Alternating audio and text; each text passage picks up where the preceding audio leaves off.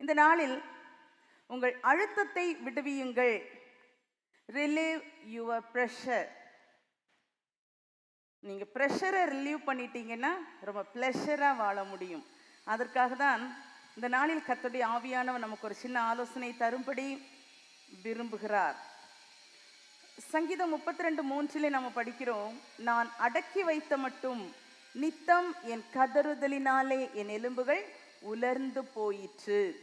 அப்போ அடக்கி வைத்தல் என்பது எலும்புகளை கூட உலர பண்ணுகிறதா இருக்கிறது. அவ்வளோ கொடுமையானது. அந்த ப்ரெஷர் என்பது பல காரியத்தில் பார்க்குறோம். பிளட் ப்ரெஷர் என்று கேள்விப்பட்டிருப்பீர்கள். அது ஒரு இரத்த அழுத்தம். அதே போல் இன்னும் கொஞ்சம் சிம்பிளாக சொன்னால் டயர் ப்ரெஷர்.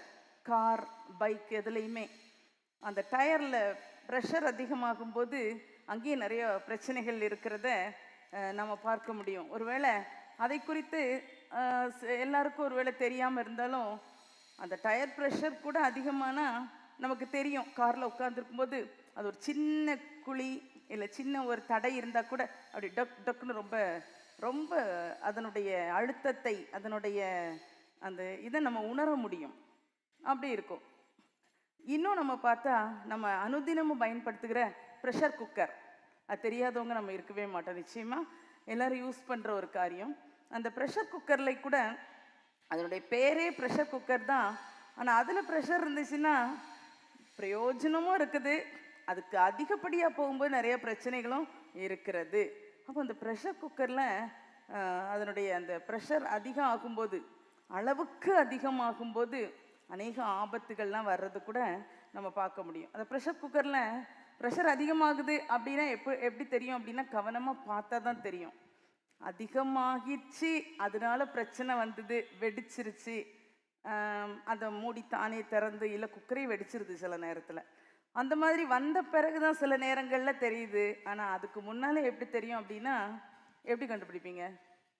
நான் வச்சு ரொம்ப நேரம் ஆச்சுதே, இன்னும் விசில் வரலையே அப்படின்னு பார்ப்போம்ல. அப்போது அதுவும் ரொம்ப கவனமாக நம்ம இருக்கணும். அப்போ அங்கேயும் ஒரு ப்ரெஷர் ரிலீவ் ஆக வேண்டிய தேவை இருக்குது. அதனால தான் அங்கேயும் கூட அது நடக்கணும். அந்த ப்ரெஷர் குக்கரை நம்ம பார்த்தோம் அப்படின்னா, பார்த்துருப்பீங்களா எல்லாரும்? ப்ரெஷர் குக்கர் பார்த்துருக்கீங்களா? எல்லோரும் பார்த்துருக்கோம், வீடுகளில் இருக்குதுல்ல. சரி, அப்போ இந்த ப்ரெஷர் குக்கர் பார்த்தோன்னா அதில் சில பகுதிகள் இருக்கிறத நம்ம பார்க்குறோம். அதில் தெரியும் நமக்கு, அது என்னன்னு தெரியுதோ இல்லையோ நம்ம என்ன செய்கிறோம், பயன்படுத்திக்கிட்டே இருக்கிறோம். அதுக்கு ஒரு மூடி இருக்குது. ப்ரெஷர் குக்கருக்கு ஒரு மூடி. அந்த பாத்திரம் மிக முக்கியமானது. அதுக்குள்ளே ஒரு ஒரு சின்ன ஒரு இது இருக்கும், ஒரு ரிம்மா, ஒரு வட்டமாக ஒரு பிளேட் மாதிரி ஓட்ட போட்ட மாதிரி, அது ட்ரைவெட் அப்படின்னு சொல்லுவாங்க. கீழே தண்ணி விட்டு அதை மேலே வச்சுப்போம், அதுக்கு மேலே பாத்திரங்களை வைப்போம். மூடி மிக முக்கியமானது. அந்த மூடி நம்ம பார்த்தோன்னா அந்த மூடியில் ஒரு அதில் மேலே என்ன இருக்குது, விசில் இருக்குது இல்லையா? அந்த விசில் ஒன்று இருக்குது.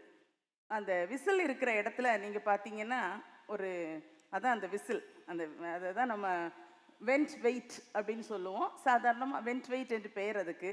அது ஒரு வெண்ட், ஒரு துவாரத்தின் மேலே ஒரு ஒரு ஓட்டை, ஒரு வெண்ட் அப்படின்னா அந்த இது போகிறதுக்கு, அந்த ஸ்டீம் போகிறதுக்குள்ளே ஒரு இடத்துக்கு மேலே வைக்கப்படுறதுனால அதுக்கு பேர் வெண்ட் வெயிட். அந்த வெயிட் போட்டு வைக்கிறோம்.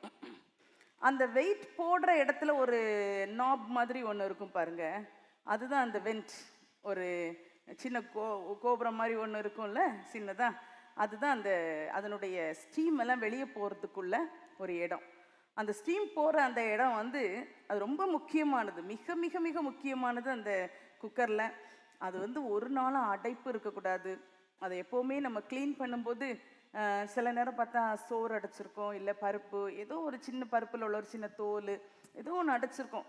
இது அடைக்கிறதுனால தான் அடுத்த முறையில் என்ன ஆகுது, இந்த ப்ரெஷர் ரிலீவ் ஆகிறதில்லை, அந்த அழுத்தம் விடுவிக்கப்படுவதில்லை. குக்கர்லேருந்து அந்த ஸ்டீமுடைய அழுத்தம், நீராவி அழுத்தம் வெளியேறாமல் இருக்கிறதுனால தான் ஆபத்து வருது. அப்போது அந்த வெண்ட் ரொம்ப முக்கியம். அந்த வெண்ட்டில் வெயிட் போடுறோம். அந்த வெயிட்டும் சுத்தமாக இருக்கணும். எப்போவுமே அதை நல்லா தேய்ச்சி கழுகுறது செய்யணும். அதோட அதில் ஏதாவது இருக்குதா ஜஸ்ட் ஊதி பார்க்கலாம். ஊதும்போது என்ன ஆகுது, அதுலேருந்து ஏதாவது தூள் மாதிரி வெளியே வரும். அது எப்பவும் க்ளீனாக இருக்கணும். ஏன்னா நம்முடைய நோக்கம் என்ன, அந்த நீராவி, அந்த ஸ்டீம் ப்ரெஷர் அதுலேருந்து கரெக்டாக வெளியேறிக்கொண்டே இருக்க வேண்டும். அதுதான் நம்முடைய முக்கியமான விஷயம். அடுத்தது அதே குக்கரில் நம்ம பார்க்குறோம், இன்னும் ஒரு சின்ன துவாரம் இருக்கும். அது நமக்கு துவாரம்னு தெரியாது, ஆனால் அதில் ஒரு சின்ன ஒரு ஒரு மூடி ஒரு இது ஒன்று இருக்கும், அந்த சின்னதாட்டு ஒரு அதுவும் மிக முக்கியமானது. அதுவும் வந்து சுத்தமாக இருக்கணும். அதுவும் எப்போதும் நல்ல ஒரு சுத்தமான நிலைமை, இன்னொன்று அது நல்ல கண்டிஷனாக இருக்கணும். அது பேர் சேஃப்டி வால்வ். அது பாதுகாப்புக்கான ஒரு இது. அதுவும் நீங்கள் பார்த்தீங்கன்னா லேசாக துள்ளிட்டே இருக்கும். கவனிச்சிருக்கீங்களா? நம்ம இந்த ப்ரெஷர் உள்ளே ஏற ஆரம்பித்தோடனே அது அப்படி மெதுவாக இந்த வெயிட் வந்து இந்த வெயிட் இந்த விசில் வந்து நல்லா ரிலீவ் பண்ணும். இந்த சேஃப்டி வால்வ் வந்து ஒரு இது அதிகமான அதில் மிக முக்கியமாக என்னென்னா, ரொம்ப ஓவராக ப்ரெஷர் ஆகும்போது அது கொஞ்சம் கூட ஓப்பன் ஆயிடுது, சில நேரம் வெளியே வந்துடும். அப்படிப்பட்ட சூழ்நிலைகள். ஆனால் அதுக்கெல்லாம் இல்லாதபடி, அந்த மாதிரிப்பட்ட காரியங்கள் தேவையில்லாதபடி தானாக ரிலீவ் ஆகிக்கிட்டே இருக்க வேண்டும். இப்படி இந்த மாதிரிப்பட்ட காரியங்கள். அடுத்தது பார்த்தா இந்த குக்கர் மூடிக்குள்ளே இன்னொன்று என்ன இருக்குது? ஒரு கேஸ்கட். அந்த கேஸ்கெட் ரொம்ப முக்கியமானது. ஒரு ரப்பர், ஒரு வளையம். அந்த கேஸ்கெட் வந்து அது எதுக்காக? அந்த மூடியில் நம்ம போட்டுட்டு கரெக்டாக நம்ம மூடணுன்னே அது சரியான முறையில் அது நல்லா ஃபிக்ஸ் ஆயிடுச்சுன்னா தான் கரெக்டாக அது உள்ளே இருக்கிற பொருள் வேகும், அந்த நீராவி வெளியே போகாது. சில நேரம் காலை அவசர நேரம் இல்லை ஏதோ ஒரு அவசர நேரத்தில் எல்லாம் வச்சுட்டு பார்ப்போம், என்ன ஆகும்? ஐயோ, ஸ்டீம் எல்லாம் வெளியே போகுது. நமக்கு ரொம்ப டென்ஷனாக இருக்கும். இங்கே நமக்கு ப்ரெஷர் அதிகம் ஆகிரும், அங்கே ப்ரெஷர் கரெக்டாக ஆகாததுனால நம்ம ப்ரெஷர் ஏறிடும். ஐயோ, என்ன பண்ண. ஆனால் அதை போடுறது கரெக்டாக அந்த வளையத்துக்குள்ளே போடணும். அதை விட இன்னும் ஒரு முக்கியமானது, சிலர் அடிக்கடி கேஸ்கெட் வாங்குவோம். ஐயோ, நாசமாயிருச்சு. ஆனால் நான் உங்களுக்கு ஒரு காரியம் சொல்லித்தரேன். இந்த கேஸ்கெட் வந்து எப்போவுமே அதுக்கு ஏற்ற மாதிரி ஒரு பாத்திரம், ஒரு சின்ன பாத்திரம் வச்சுக்கலாம். அது ஒரு பிளாஸ்டிக் சின்ன பேசின் கூட போதும். அதில் நீங்கள் போட்டு வச்சிட்டிங்கன்னா தண்ணிக்குள்ளே, அதில் தண்ணி வச்சு தண்ணிக்குள்ளே போட்டு வச்சிடணும். நம்ம யூஸ் பண்ணி அதை நீட்டாக க்ளீன் பண்ணும்போது பாத்திரம் தேய்க்கிற மாதிரி போட்டு இழுத்தீங்கன்னா அது என்ன ஆயிரும்? அப்படி எக்ஸ்பேண்ட் ஆகி சீக்கிரம் நாசம் ஆயிரும். அப்போ அதுக்கு இல்லாதபடி அழகாக அதை அந்த நீட்டாக கழுகிட்டு அந்த தண்ணியில் போட்டு வச்சிடணும். அந்த தண்ணியில் போட்டு வச்சா எனக்கு தெரிஞ்சு அதுக்கு கேஸ்கெட் நம்ம வாங்க வேண்டிய தேவையே வராது. இன்னும் ஒரு விஷயம், அதை நல்லா க்ளீன் பண்ணிவிட்டு ஆறின உடனே அது ஆறிடும். அது சூடு இல்லாமல் ஆன பிறகு ஃப்ரிட்ஜில் வச்சிடலாம். ஃப்ரிட்ஜில் நமக்கு ஒரு ட்ராயர் இருக்கும். சில ஃப்ரிட்ஜில் பார்த்தீங்கன்னா ஒரு பெரிய ட்ரா இருக்கும். அதில் கரெக்டாக இது வந்து கோணக்கூடாது, எங்கே நம்ம வச்சாலும் கரெக்டான அதனுடைய ஷேப் மாறாமல் இருக்கணும். தண்ணிக்குள்ளே போட்டாலும் சரி, ஃப்ரிட்ஜில் வச்சாலும் சரி, அப்படி நீட்டாக இருக்கணும். ஃப்ரீசரில் போட்டுறாதீங்க தெரியாமல்.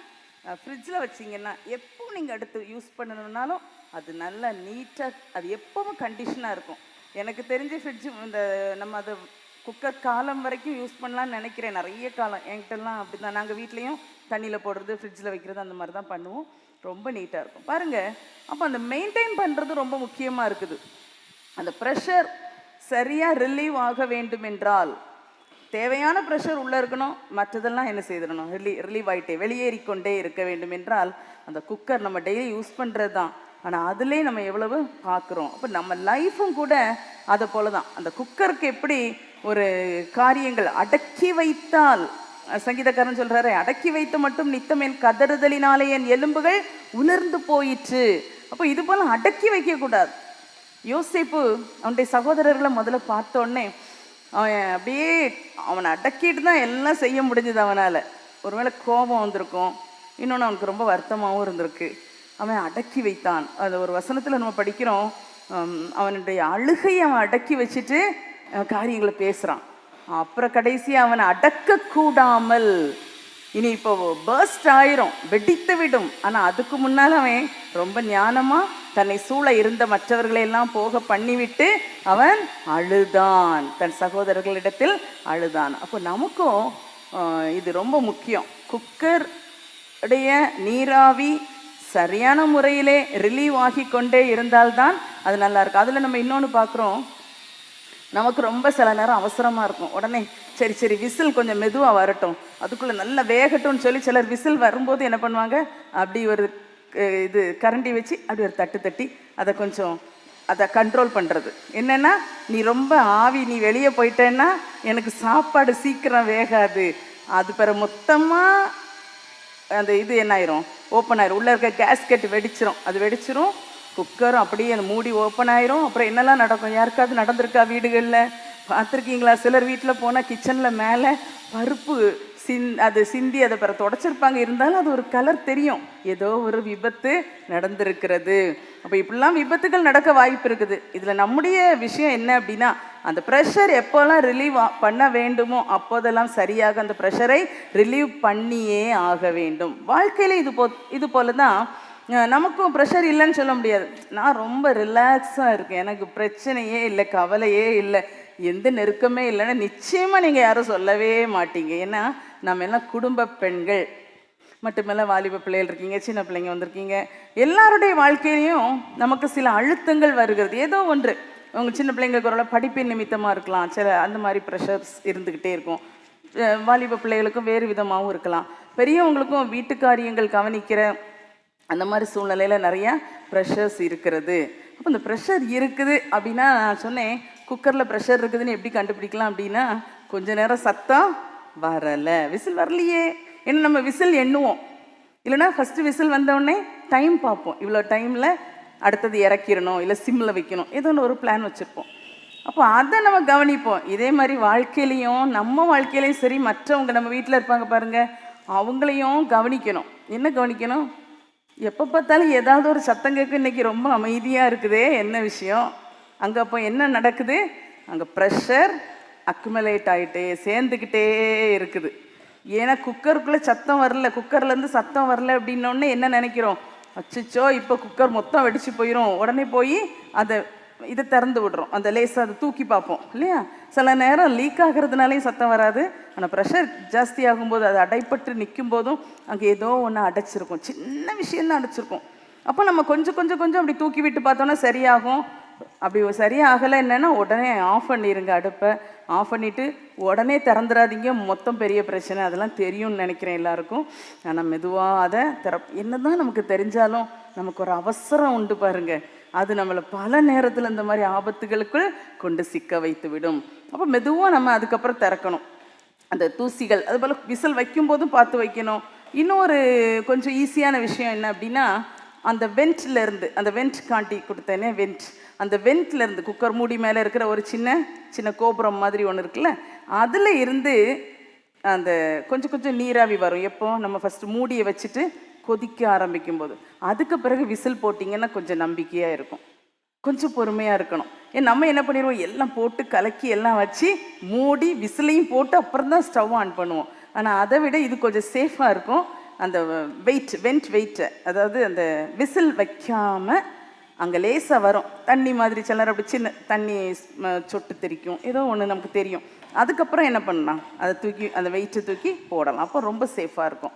சரி, அப்போது சத்தமே இல்லை, ரொம்ப அமைதியாக இருக்குது, அப்போ என்னவோ பிரச்சனை இருக்குது வீட்டில். இன்னும் ஆளுக்கு நம்மளையும் சில நேரம் தெரியும், ஒரு சந்தோஷமே இல்லை, வழக்கமான வேலை தான் செய்கிறேன், கிச்சனில் தான் நிற்கிறேன், என் வீடு தான், ஆனால் எனக்கு ஒரு சந்தோஷம் இல்லையே அப்படின்னு நமக்கும் தெரியும். அந்த அமைதி என்பது உள்ள ஏதோ அடங்குது அடங்குது அடங்குதுங்கிறதுக்கு ஒரு அறிகுறி. இதுதான் அந்த ப்ரெஷர் சேர்றதுக்கான ஒரு அறிகுறி இருக்குது, அறிகுறி. அடுத்தது மற்றவங்களுக்கும் அப்படி தான். இன்னும் சிலருக்கு எப்படின்னா, நல்லா நார்மலாக நல்லா இருக்கிறவங்க கட கட கட கட கடன்னு பேசிக்கிட்டே இருப்பாங்க. அங்கே போனாலும் பேச்சு சத்தம் கேட்கும், இங்கே இருந்தாலும் அது ஒரு வித்தியாசமாக இருக்கும் கேட்கும்போது. இல்லைனாலும் ரொம்ப நார்மலாக இருக்குமே, ஏன் இன்னைக்கு இந்த ஆள் பேசிக்கிட்டே இருக்குது. நம்மளும் கூட சில நேரம் அப்படி தான், நமக்கும் கொஞ்சம் ப்ரெஷர் அப்படி சேர ஆரம்பிச்சிருச்சு, கொஞ்சம் நெருக்கம் அதிகம் ஆகுது உள்ளன்னா, அப்படி ஒரு அந்த நெருக்கத்தில் என்ன செய்யும், வாய் கொஞ்சம் எதையாவது புலம்போம். அந்த புலம்பி அந்த வார்த்தையை சொல்லி முடிச்சுட்டு நம்மளை நம்ம யோசித்து பார்த்தா தெரியும், எதுக்கு நான் இது பேசினேன், எதுக்கு நான் இதை உளறிக்கிட்டு இருக்கேன், நான் உளறிக்கிட்டு இருக்கேன் ஏதோ. அப்போ அந்த ப்ரெஷர் கூடுறதுனால நிறைய வேறு காரணங்கள் இருக்கிறான். ஆனால் இன்றைக்கி நமக்கு மேட்ரு என்ன, ப்ரெஷரை ரிலீவ் பண்ணணும், அதுதான் நமக்கு. அப்போ எனக்கு கூடுறதுனால அப்படி இருக்குது அப்படின்னு சொல்லி நம்ம கண்டுபிடிக்கிறோம். இதுதான் அறிகுறிகள். பல அறிகுறிகள் இருக்கலாம், ஆனால் நான் எனக்கு தெரிஞ்ச ஒரு சில காரியங்களை நான் சொல்கிறேன்.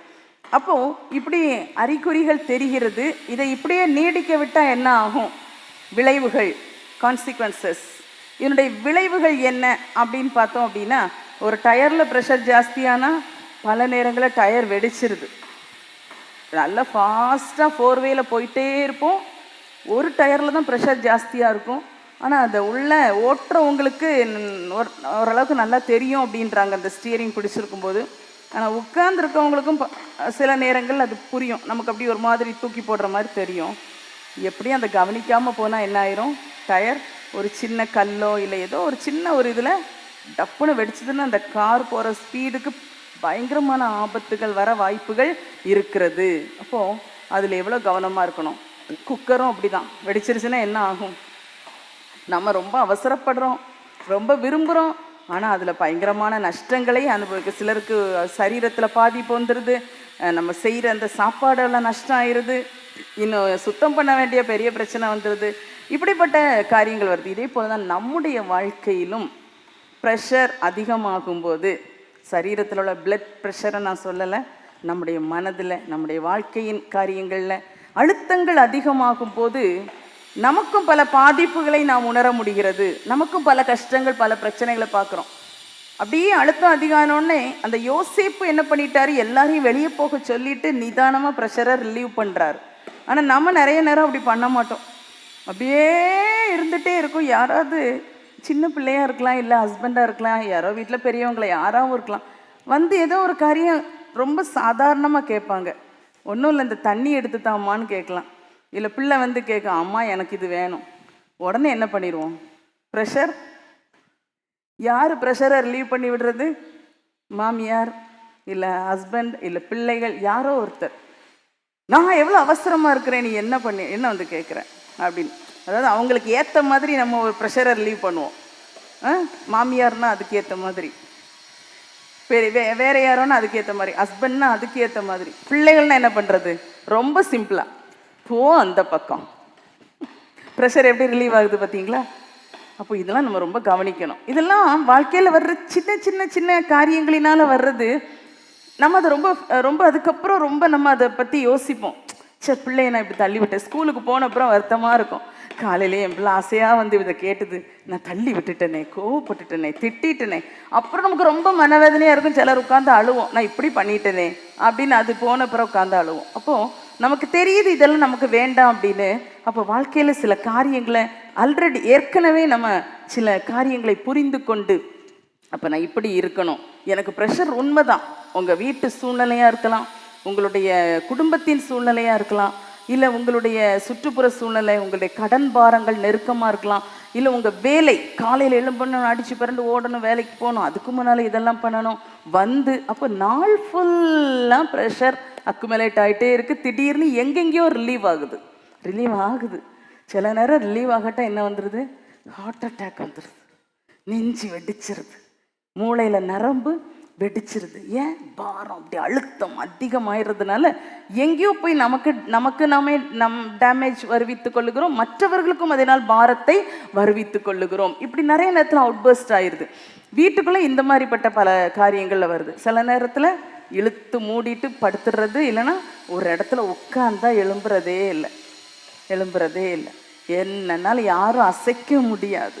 அசையாது இருக்கும் சியோன் பர்வதம் போல இந்த மாதிரி ஒரு கோபத்தில் இல்லை ஒரு ப்ரெஷர் கூடி அப்படியே இருந்துடுறது. யாராலையும் பேச முடியாது. சரி, இந்த மாதிரி சூழ்நிலைகள் நம்ம வாழ்க்கையில் வரக்கூடாது. அந்த யோசேப்பு, அவனுக்கு அழுக வருது. ஏன்னா அவனும் ஒரு மனுஷன் தானே, என்னதான் எகிப்துக்கு அதிபதியாக இருந்தாலும் ஒரு மனிதன்.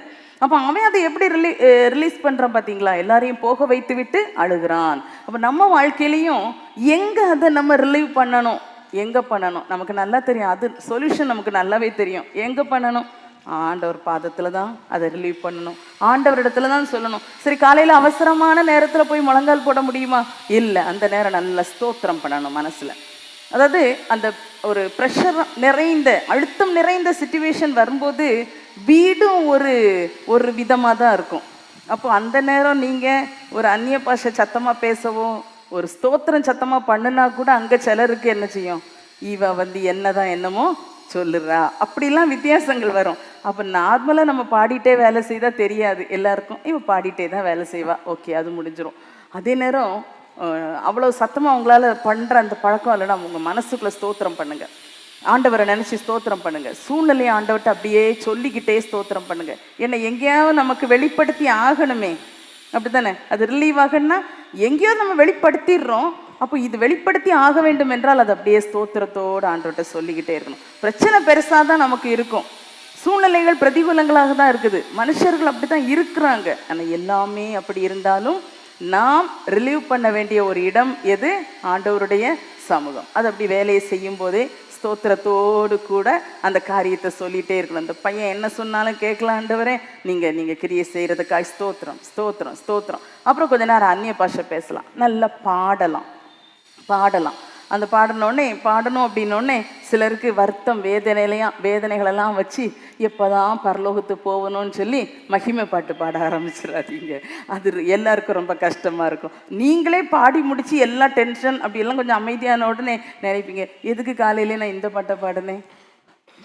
அந்த பாட்டு இல்லை. அந்த பாடல் என்பது விசுவாச பாடல், கிருபையை குறித்த பாடல், கர்த்தருடைய மகிமை, கர்த்தருடைய அன்பு, கர்த்தருடைய இரக்கம், அவரை ஆராதிக்கிற பாடல். அந்த மாதிரி பாடி நிற்கணும். நம்ம பாடுறது எது பாடுறோன்னு பார்க்கணும். என் பகையின் என் மேல் என்னை உயர்த்தினீரேன்னா இங்கே சில நேரம் வீட்டாரே சத்துருக்களாக இருக்கலாம். சில நேரங்கள் அவங்களுக்கு என்ன தோணும், நான் பண்ணுறது தான் இவ இப்படி பாடிக்கிட்டு இருக்கா. இதெல்லாம் நம்ம பார்க்கணும் பாருங்கள். அப்புறம் ப்ரெஷர் இன்னும் ஜாஸ்தி ஆயிரும் நமக்கு. ஸோ அந்த மாதிரி எப்படியாவது நம்ம ப்ரெஷர் அப்பப்போ ரிலீவ் பண்ணிக்கிட்டே இருக்கணும். அதுக்கு ஒரே இடம் ஆண்டோடைய சமூகம். மற்றவர்களும் ப்ரெஷரைஸ் ஆகும்போது அங்கேயும் நம்ம செய்ய வேண்டிய வேலை இருக்குது. எப்போ பார்த்தாலும் கோவப்பட்டுட்டு எரிச்சல் பட்டுட்டு இருக்காங்க, இருந்துட்டு போட்டோம் அப்படி நம்ம விடுறதுக்கு இல்லை. அங்கேயும் கூட நாம் நல்ல ஒரு ப்ரெஷர் ரிலீவராக விளங்க வேண்டும் என்று கர்த்தர் நம்மிடத்தில் எதிர்பார்க்கிறார். அப்போ அந்த இடத்துலையும் ஒரு சந்தோஷமான வார்த்தை. சிலர் உங்களுக்கு தெரியும், உங்கள் வீட்டில் சில நேரத்தில் பிள்ளைகளுக்கு நம்ம சந்தோஷமான வார்த்தை இல்லை என்கரேஜ் பண்ணுற மாதிரி ஜஸ்ட் ஒரு ஹக் பண்ணி அப்படியே ஒரு சின்ன இது பண்ணோன்னே அவங்களுக்கு எல்லா ப்ரெஷரும் அப்படியே ரிலீவ் ஆயிரும். இவ்வளோ தான் ஒரு சின்ன விஷயம். சில பிள்ளைங்க அப்படி பிடிச்ச உடனே இப்படி தட்டுவாங்க. உங்களுக்கு தெரியும், இன்னும் கொஞ்ச நேரம் கழித்து அடுத்தது ஏதாவது பண்ணும்போது சரியாவாங்க. இல்லை அவங்களுக்கு பிரியமான ஏதாவது ஒரு பொருளை கொடுக்கும்போது சரியாவாங்க. வீட்டார்கிட்டையும் பெரியவங்கனாலும் அப்படி தான். இப்போ ஹஸ்பண்ட் சில நேரத்தில் அந்த மாதிரி ஒரு ப்ரெஷர் அப்படி இருக்கிறாரு அப்படின்னா, அந்த மாதிரி அழுத்தத்தோடு இருக்கிறாருன்னா என்ன வார்த்தை சொல்லணும்? அந்த ஏற்ற நேரத்தில் சொல்லப்பட்ட வார்த்தை வெள்ளித்தட்டில் வைக்கப்பட்ட பொற்பழங்களுக்கு சமானம். அப்போ என்ன வார்த்தை சொன்னால் சரியாகும்? இன்னும் கூடுற மாதிரி வார்த்தை பேசிடக்கூடாது. அதுதான் ஆட்டோமேட்டிக்காக நமக்கு வரும் நிறைய நேரம். ஆனால் அதை நம்ம கொஞ்சம் படித்து ப்ராக்டிஸ் பண்ணணும். அதை ஆண்டவர் சமூகத்தில் கேட்கணும், இவர்கிட்ட நான் என்ன வார்த்தை சொல்லணும் ஆண்டவரே, இவங்ககிட்ட நான் என்ன வார்த்தை பேசணும் ஆண்டவரே என்று சொல்லி ஆண்டவரிடத்தில் அந்த காரியங்களை கேட்டு நல்ல ஒரு கைடன்ஸோட நம்ம செய்ய ஆரம்பிக்கும் போது நம்ம வீடும் ஒரு ப்ரெஷர் ரிலீவான வீடாக நல்ல ஒரு சூழலாக காணப்படும். கர்த்தர் அதை நம்மிடத்தில் வைத்திருக்கிறார்.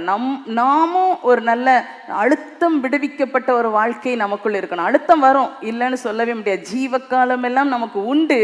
ஆனால் அதை ரிலீவ் பண்ணிக்கிட்டே இருக்கணும், அதை விடுவித்து கொண்டே இருக்க வேண்டும். அதே போல் வீட்டாருக்கும் அது வருது.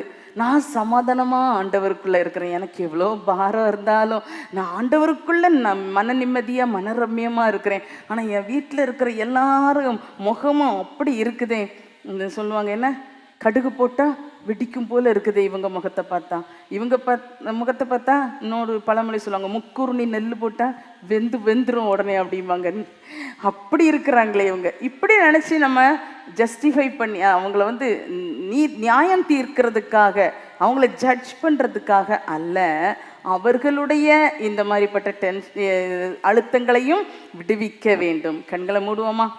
ஒரு நிமிடம் ஆண்டவருடைய முகத்தை நோக்கி பார்த்து, உங்களுடைய உள்ளங்கள் எப்போதெல்லாம் இப்படிப்பட்ட அழுத்தத்தினால் நிறைகிறது அதை ஆண்டவர்கிட்ட சொல்லுங்க. ஆண்டவரே, நான் ஒரு நல்ல டென்ஷன் ரிலீவ் ஆகிற அந்த ஒரு கிருபை எனக்கு தாங்க, ரிலீவ் பண்ணக்கூடிய கிருபை தாங்க. ஹல்லேலூயா, ஹல்லேலூயா.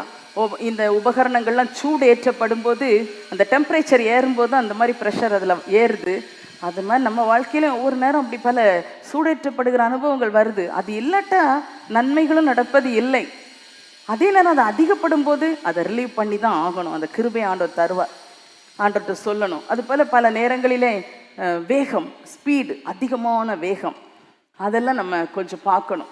இது வேகமாக சமையல் நடக்கணும்னு சொல்லி குக்கரில் ப்ரெஷரை ரிலீவ் பண்ணாமல் இருக்க முடியாது. வாழ்க்கையிலையும் அப்படி தான், வேகமாக செய்ய வேண்டியதுதான். ஆனால் எவ்வளோ வேகம் உங்களால் முடியும் அப்படிங்கிறது நிதானிங்க. உங்கள் வீட்டாருடைய வேகத்தையும் நீங்கள் பாருங்கள். இவங்களால இவ்வளோதான் முடியும், இவளால் இவ்வளோதான் செய்ய முடியும், அதை கூட நம்ம பார்க்கணும். நம்ம ஒரு நல்ல டென்ஷன், நல்ல ஒரு ப்ரெஷர் ரிலீவராக விளங்க வேண்டும். ஹல்லேலூயா. அப்படி நல்ல ஒரு ரோலை நான் செய்யக்கூடிய கிருபை எனக்கு தாங்க ஆண்டவரே. என் வீட்டாருக்கு நான் பயன்பட கிருபை தாங்க ஆண்டவரே. அதிகமான பாரம் ஏற்றுறதுனால 3 லிட்டர் குக்கரில் 5 லிட்டருக்குள்ள ஆகாரத்தை சமைக்க வச்சா என்ன நடக்கும்? ஆபத்து தான் நடக்கும். அது ரொம்ப ரொம்ப பயங்கரம். இது போல் வாழ்க்கையிலையும் உங்களால் எவ்வளவு சுமக்க முடியும் என்பதை யோசிச்சு பாருங்க. அதுக்கு ஆண்டவர்கிட்ட கிருபை கேளுங்க. ஆண்டவர் சமூகத்தில் உட்காந்து யோசிங்க. உங்களால் முடியாத உங்களுடைய திராணிக்கு மிஞ்சின காரியங்களில் ஈடுபடாமல் இருக்க அந்த ஒரு விழிப்பு வேண்டும். மற்றவர்களுடைய வாழ்க்கையிலையும் அப்படிதான். அவங்களுக்கு எவ்வளோ திராணி இருக்குது, பிள்ளை எவ்வளோ வெயிட்டு தூக்குவா, பிள்ளை எவ்வளோ வேலை செய்வான், உங்கள் வீட்டில் உள்ளவங்க எவ்வளோ காரியங்களை பண்ண முடியும், அதை பாருங்கள். ஹalleluya ஹalleluya. ஒரு ப்ரெஷர் ரிலீவ் பண்ணுகிற அந்த ஒரு கிருபை வேண்டும். ஏன்னா நாட்கள் போக போக வாழ்க்கை ஓட்டம் மிக வேகமாக இருக்கிறது. ரொம்ப ரொம்ப ஸ்பீடாக இருக்குது. ரொம்ப சமாளிக்க முடியாத நிலைமையில தான் இருக்குது. எங்கே விழுவணும் அப்படிங்கிற அளவுக்கு தான் பலர் ஓடிக்கொண்டு இருக்கிறார்கள். இந்த சூழ்நிலையில் அந்த ப்ரெஷர் ரிலீவராக நீங்கள் விளங்கும்படி தேவன் கிருபை தருவாராக. ஆமேன் ஆமேன் ஆமேன். நம் கர்த்தரை ஸ்தோத்திரிப்போம். ஸ்தோத்திரம் ஸ்தோத்திரம் ஸ்தோத்திரம் ஸ்தோத்திரம். கர்த்தர் உங்கள் வாழ்க்கையில் உள்ள எல்லா அழுத்தங்களையும் ரிலீவ் பண்ணக்கூடிய நல்ல கிருபைகளை உங்களுக்கு தருவார். உங்கள் குடும்பத்தினருக்கும் அப்படி கர்த்தர் உங்களை பயன்படுத்துவாராக என்று வாழ்த்துகிறேன். கர்த்தர் உங்களை ஆசீர்வதிப்பாராக. ஆமேன்.